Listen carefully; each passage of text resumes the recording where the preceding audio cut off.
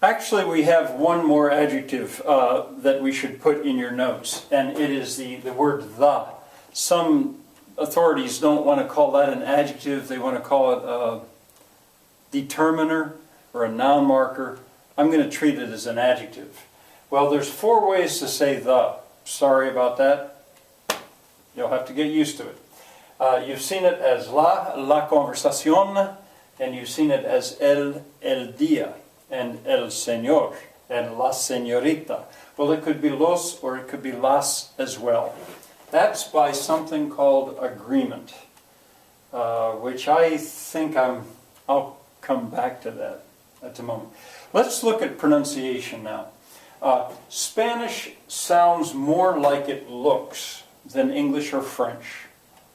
There are rules to learn for pronouncing Spanish, but once you've learned the rules, that you should be able to pronounce it if you can see the letters. Unlike English, I use a spectacular example in English is that word there, a knight in shining armor. That sounds like this. It sounds like that, knight. It looks like it's connected, which has something to do with the history of the English language. And French, monsieur. In French, the word for sir is monsieur. Well, it looks like it's monsieur. It's monsieur. Anyway, so Spanish in that way is easier than these two. An S, the letter S is going to sound like an S, not a Z. It's not going to be buenos, it's going to be buenos with an S. I don't think it ever has the sound of Z. In English, a lot of the time, as, our English word as sounds like that, or was sounds like that. Was, well, in Spanish it's going to be an S. A T in Spanish, the letter T is going to have the sound of T, not a D. So you don't say señorita, it's señorita. In English, a lot of the times you take a word like the American way to say butter, that sounds like a D. Butter. If you say butter, you sound British. But in Spanish, it's always going to be a T. The English R, sound of R, does not exist. You just have to abandon it. It's very R, the letter R is a very hard sound in almost every language. Well, you have to give up your American, and I would say British way of saying R, if you're going to speak Spanish well. An initial TH, that means if it starts the word, it's silent. Hola starts with an H. Hombre is the word for man. Hombre, it starts with H. And then jump over here. It would be good if you could do 2 columns so it would fit.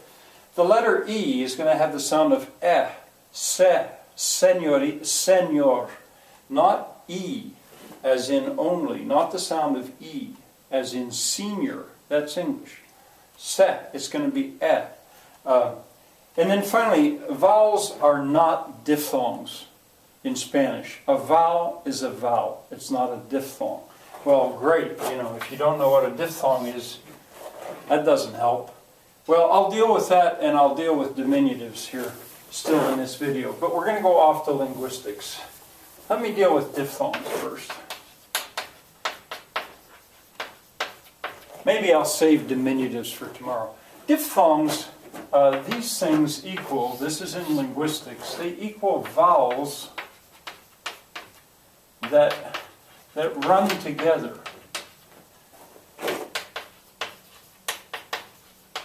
In English, we do it a lot. The word I, the pronoun I, it's spelled like that. What you're really saying is a-e. What you're really saying is I-e. That's a diphthong. I won't beat you up over this right now, but buenos, that Spanish word buenos, if you pronounce it carelessly, a an English speaker is going to want to say buenos. They're going to want to go A-E instead of just eh. It's bue, bue, bue, o. They're going to want to go os, o, A-O. And you come up with buenos. That is terrible Spanish. It's buenos. And it is so easy to get careless with that. And I should probably say a whole lot more about this, but at least if I mention diphthongs, it's been there. I feel like maybe this is too much now for one day, even though we're going slowly. But I'll save diminutives for tomorrow. Please come back.